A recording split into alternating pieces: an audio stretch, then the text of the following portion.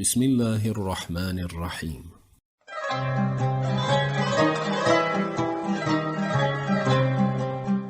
حدیثی رحمت.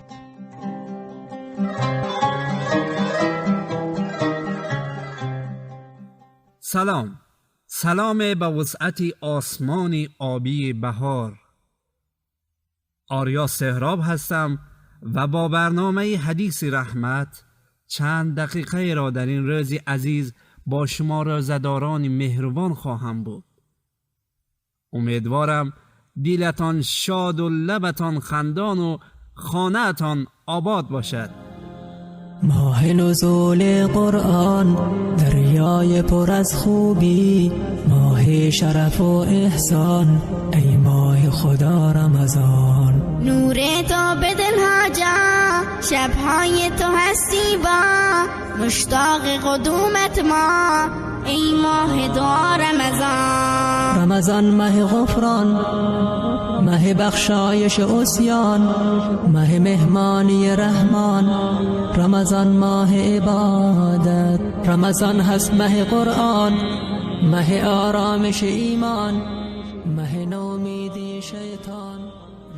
میگویند رجب ماه خدا، شعبان ماه پیغمبر و رمضان ماه امتی پیغمبر است. حال که به ضیافت خداوند دعوت شده ایم، چه خوب است که از لحظه های آن استفاده کنیم و آنچنان که شایسته است آداب این ماه عزیز را انجام دهیم.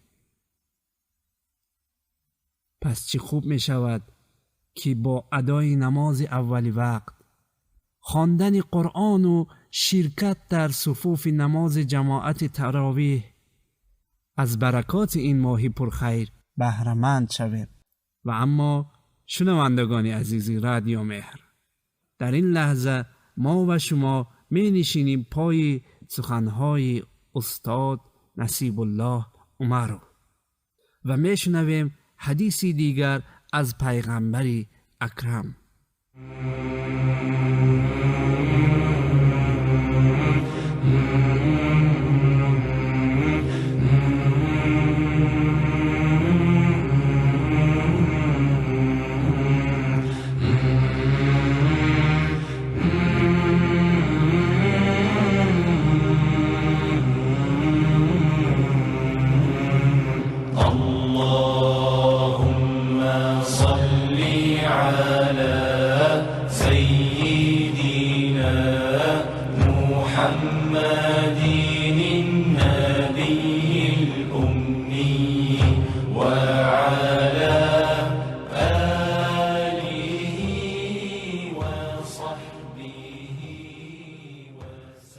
حدثنا أبو عامر حدثنا سليمان بن بلال عن ربيعة بن أبي عبد الرحمن عن عبد الملك بن سعيد بن سويد عن أبي حميد وأبي أسيد أن النبي صلى الله عليه وسلم قال: إذا سمعتم الحديث عني تعرفه قلوبكم وتلين له أشعاركم وأبشاركم وترون أنه منكم قريب فأنا أولاكم به.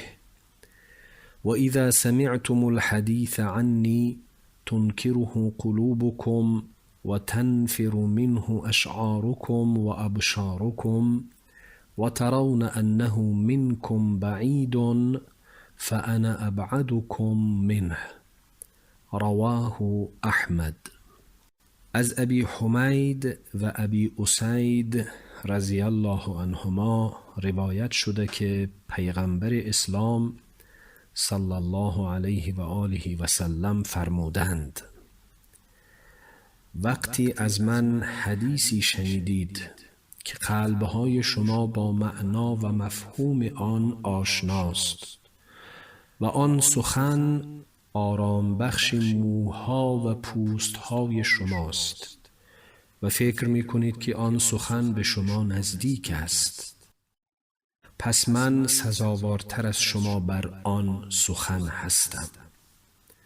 و هنگامی که سخنی منسوب به من را شنیدید که قلبهای شما با آن ناآشناست و موی و پوست شما از آن دوری می کند و فکر می کنید که آن سخن از شما دور است، پس من دورتر از شما نسبت به آن سخن هستم.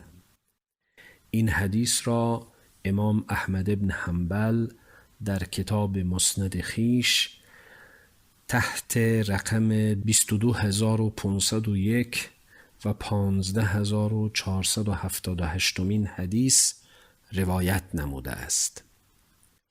در توضیح این حدیث مطالب زیر را خدمت شنوندگان عرض می نمایم.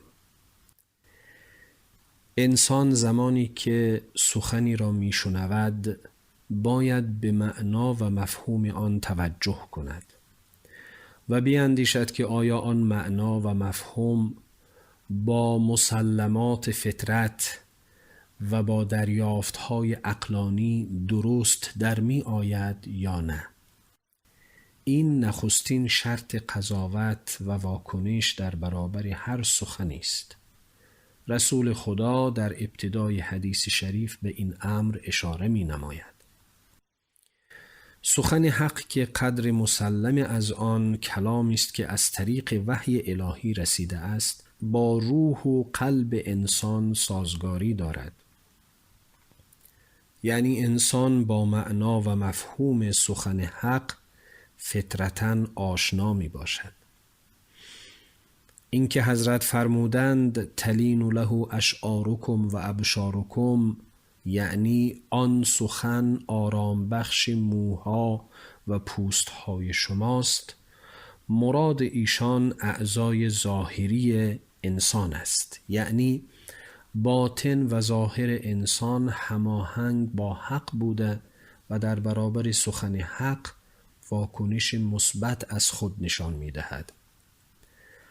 اما چرا بیشتر مواقع حرف حق تلخ و ناخوشایند تلقی می شود و انسانها از خود واکنش منفی نشان می دهند که حتی در حدیث آمده است قل الحق ولو کان مرن، سخن حق را بگو اگرچه تلخ باشد. باید یادآور شویم که واکنش اولیه که همان واکنش فطری خالص است و در آن عوامل دیگری دخالت ندارد، به طور قطع واکنش مثبت می باشد.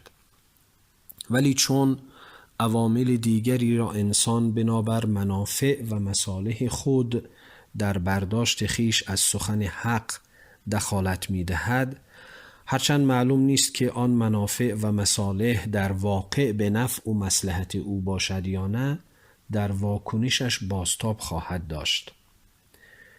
از طرفی واکنش های ما در برابر سخن حق با درک ما از حق و سخن حق در ارتباط مستقیم می باشد. یعنی اگر انسان این حقیقت را بپذیرد که الحق من ربک، یعنی حق از جانب پروردگارت است و در برابر پروردگار خیش کرنش و بندگی داشته باشد، چون این انسان چاره جز پذیرفتن حق و کلام حق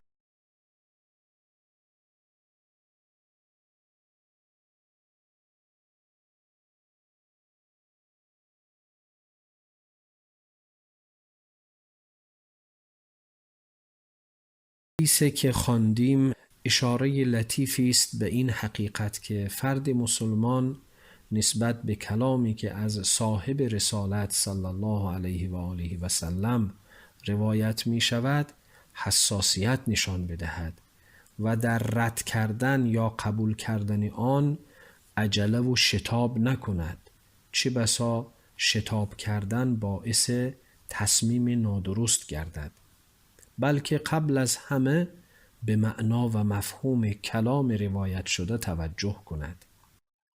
اگر معنا و مفهوم کلامی که از آن حضرت روایت شده است درست، منطقی و سازگار با فطرت پاک و الهی انسان باشد و عقل آن را بپذیرد، بنابر فرموده رسول خدا آن کلام از جهت معنا و مفهوم شایسته آن حضرت است.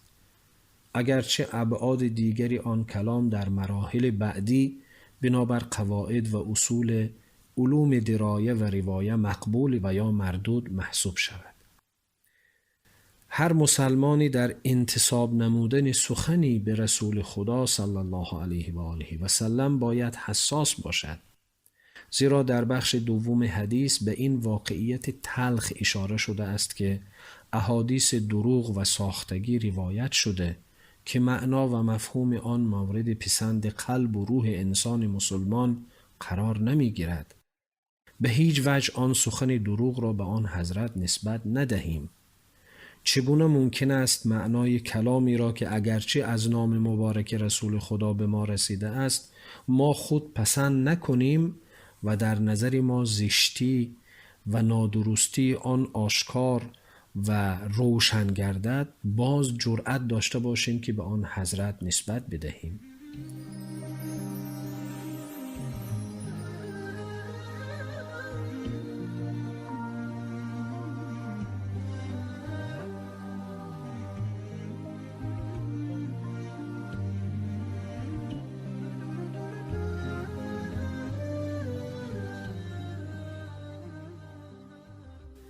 بنابر آنچه که گفته شد، احادیث صحیح نبوی همیشه با قلب و روح انسان سازگار بوده، در عموم سخنان دلپسند و کلام نغز است و این مطلب را آیت محکم کتاب خداوند تصدیق می کند، آنجا که می فرماید و ما ینطق عن الهوی ان هو الا وحی یوحی. سوره نجم آیه 3 و 4 که می فرماید و او محمد هرگز از روی هوای نفس سخن نمی گوید، آنچه می گوید چیزی جز وحی که بر او نازل شده نیست. اگر گفته های پیامبر اکرم صلی الله علیه و آله و سلم غیر از وحی چیزی دیگری نباشد، پس ویژگی های وحی را سخنان آن حضرت لزوماً دارا می باشد که مهمترین آن ویژگی ها حقانیت و درستی است. و السلام علیکم و رحمت الله و برکاته. صلى الله على طه خير الخلق وأحلاها. صلى الله على طه خير الخلق وأحلاها. خير الخلق هو الهادي نور الكون به بادي. سپاسی فراوان از استاد عزیز که به این زیبایی حدیث را برایمان بیان کردند و البته تشکر بسیار از شما دوستان که همراه حدیثی رحمت هستید. با طلوع عطر ماه رمضان شکر خدای مهربان. ماه تسکین دل است، ماه سیام، گر ز دل باشد تراویح و قیام. ماه مهمانیست مهمان خدا، شده ای دعوت به مهمانی بیا. بنشین بر سفره خانه خدا، نوش جان کن از مناجات و دعا. با طلوع عطر ماه رمضان شکر خدای مهربان.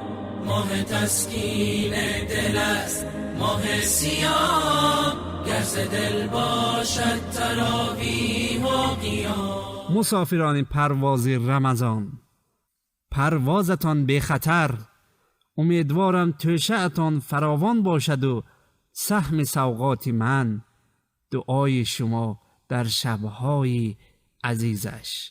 تا برنامه و حدیث دیگر در پناه حق، سلامت باشید.